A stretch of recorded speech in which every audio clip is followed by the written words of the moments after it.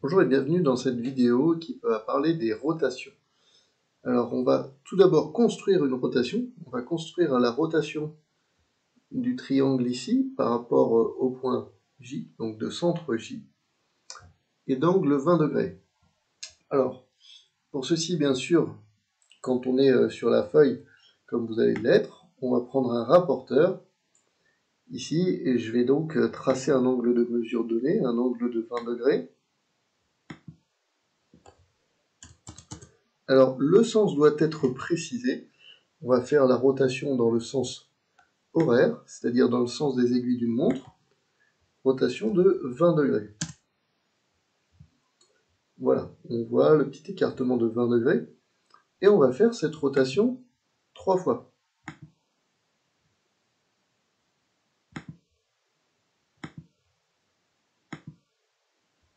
Donc 20 degrés, toujours dans le sens horaire.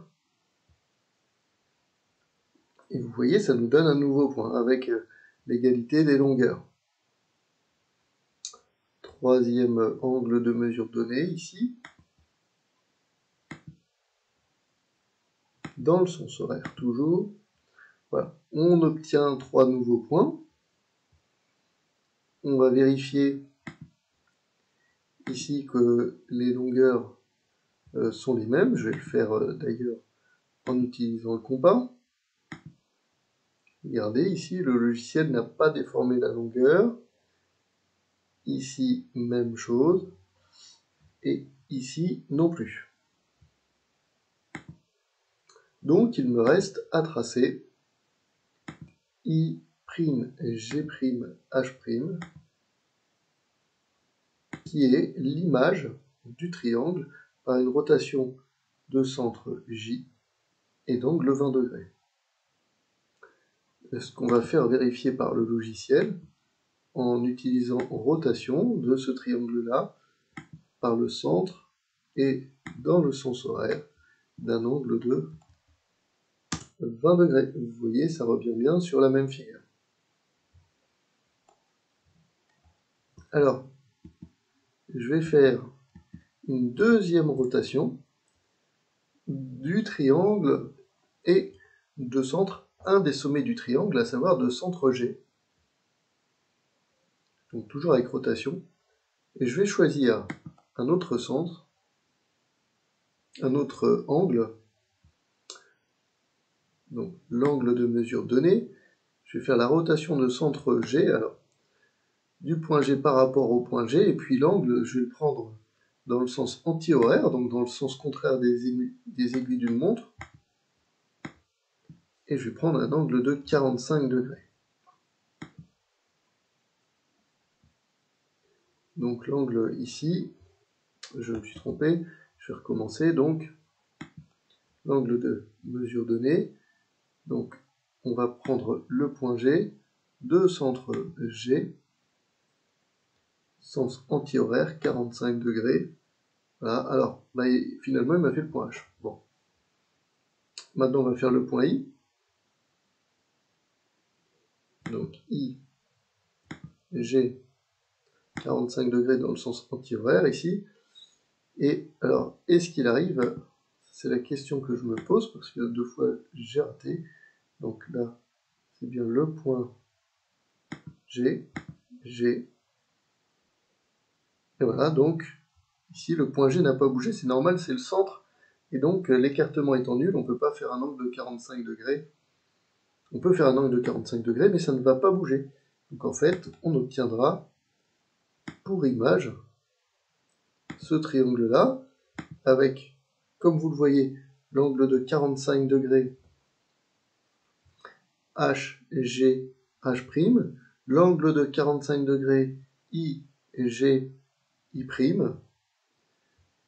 Donc en fait, la figure a tourné de 45 degrés, et comme sur l'exemple précédent, elle n'est pas déformée, son aire n'a pas changé, les longueurs n'ont pas changé, les angles sont conservés. On a bien une rotation. Alors on va passer à un deuxième exercice où on va considérer des transformations de centre O. Alors je vais donner plusieurs exemples. Ici, vous voyez, j'ai le triangle ABO. Et on va donner plusieurs exemples. Donc, le triangle ABO, par une symétrie centrale de centre O, on va arriver à... Alors, A va se transformer en D, B va se transformer en E, et O, le centre de la symétrie, va rester O. Donc, la symétrie de centre O transforme ABO en DEO. La symétrie axiale, pour rappel, si je prends toujours ABO et que je fais une symétrie axiale de droite OB, d'axe OB, alors B reste B, puisque c'est sur l'axe de symétrie, O reste O, c'est encore sur l'axe de symétrie, et A, en face, comme pour un pliage, devient C. Donc, on obtient le triangle BOC. La translation, alors la translation, je vous rappelle ce que c'est un déplacement, donc qui ne déforme pas à nouveau la forme de départ. Donc là, toujours dans ces triangles équilatéraux, le triangle AOB, si je fais une translation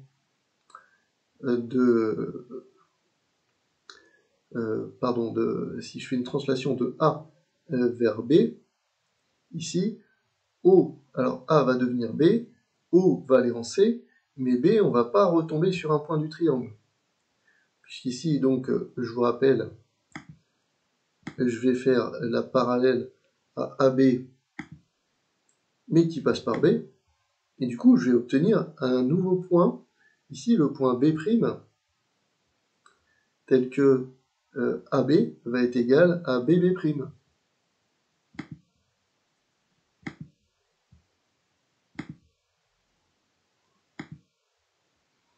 Et vous voyez ici, donc, j'obtiens un point d'intersection ici, voilà, que je vais appeler B'.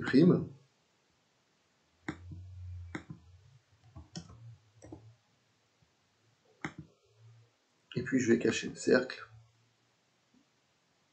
Hop, je ne l'affiche pas. Et on peut dire que l'image de ABO, A devient B, O devient C, et B devient B', donc c'est BC'. Et enfin, quelques rotations, on va en faire plusieurs. Donc l'image de ABO par la rotation de centre O est d'angle 60 degrés. Donc si je tourne de 60 degrés, c'est 1/6 de 360, donc c'est juste un triangle. Alors le point O ne va pas changer, puisque c'est le centre de rotation, pardon. A va devenir B, et B va devenir C. Là je suis toujours dans le sens, je suis dans le sens anti-horaire, je ne l'ai pas précisé. Si je le fais de 60 degrés dans le sens horaire, qu'est-ce que ça va changer? O va rester O, je vais tourner dans ce sens-là, et donc B va devenir A, et A va devenir F. Donc l'image de AOB, dans le sens horaire d'angle 60 degrés, va devenir AOF. Je peux faire avec 120 degrés, dans le sens horaire, donc l'image de B, donc 60 degrés, 120 degrés, devient F, l'image de A, 60, 120, devient E, l'image de O reste O, donc ça veut dire que l'image de AOB, par la rotation de sens horaire et d'angle 120 degrés, devient OFE.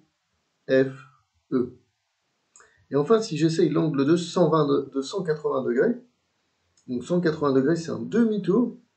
Alors B, ici, vous allez voir par le centre O, que ce soit le sens horaire ou le sens anti-horaire, peu importe, on revient donc à 180 degrés, puisque 180 plus 180, ça fait 360. Donc B devient O, A devient D, et O devient O. Si vous avez bien suivi le début de cette vidéo, en fait, AOB devient DOE, et c'est la même transformation. que la symétrie centrale. La symétrie centrale et la rotation d'angle 180 degrés sont identiques. Voilà, merci de m'avoir écouté, n'hésitez pas à poser des questions. Au revoir.